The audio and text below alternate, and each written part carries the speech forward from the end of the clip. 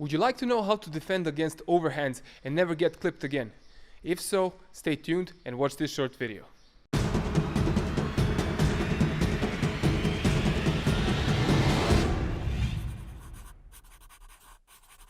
If you want to take your mental game to the next level, check out my mental training for MMA 2.0, a fighter's guide to mental toughness instructional. To find out more, click on the link in the description. Hi, my name is Mark Leichner from MMAcoach.net, where we teach coaches, fighters and enthusiasts how to train smart and not just hard. And in today's video I'll be showing you how to defend against the overhands. Recently, a Mexican MMA fighter named Adrian Lozano contacted me and wanted to know why he got clipped in a fight with 2 overhands and subsequently lost the fight. So he asked me to take a look at his fight and see what went wrong. So here's my analysis.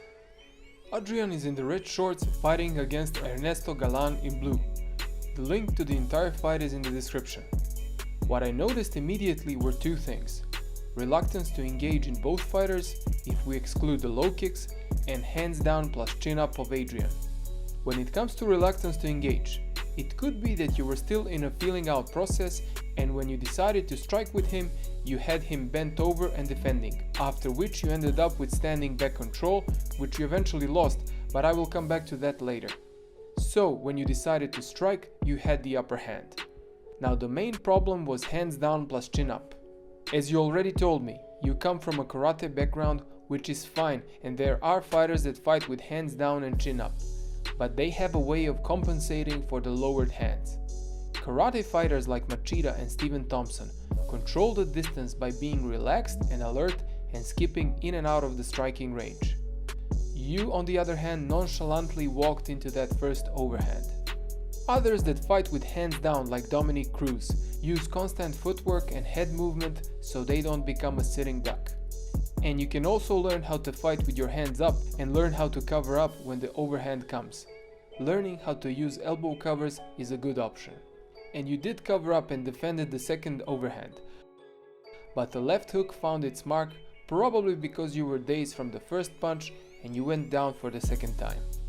So to summarize, choose between fighting like a karate guy by skipping in and out of danger, incorporate head movement and a lot of footwork, fight with your hands up, chin down and use elbow covers, or combine elements from all my suggestions.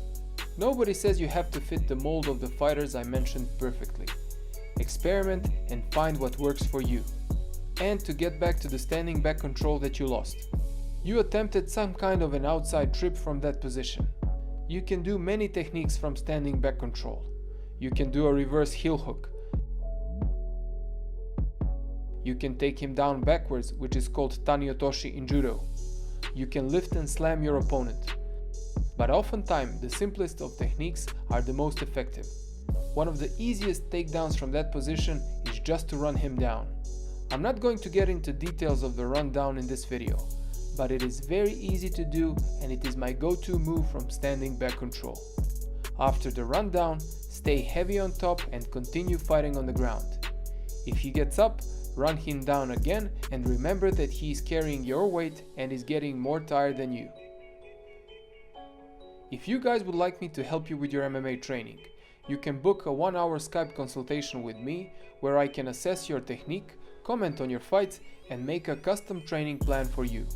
I will help you define and reach your MMA goals. To book your consultation, contact me at mmacoach79@gmail.com. If you want to master MMA fundamentals, check out my instructional called MMA Essential Lessons. In it you can learn about clinch takedowns, boxing, grappling, Muay Thai, ground and pound, Thai and puppet master clinch, escapes from inferior positions and shooting takedowns. Check out the link in the description below. Adrian, I hope this was helpful and that you can make corrections in your training based on what I've shown you. Question for today: how do you guys defend the overhands? Let me know in the comments below. If you like this video, like it and share it, and you can also subscribe to my channel. And if you like a more in-depth MMA training, check out my instructionals. My name is Mark Leichner from MMAcoach.net and I will see you again very soon.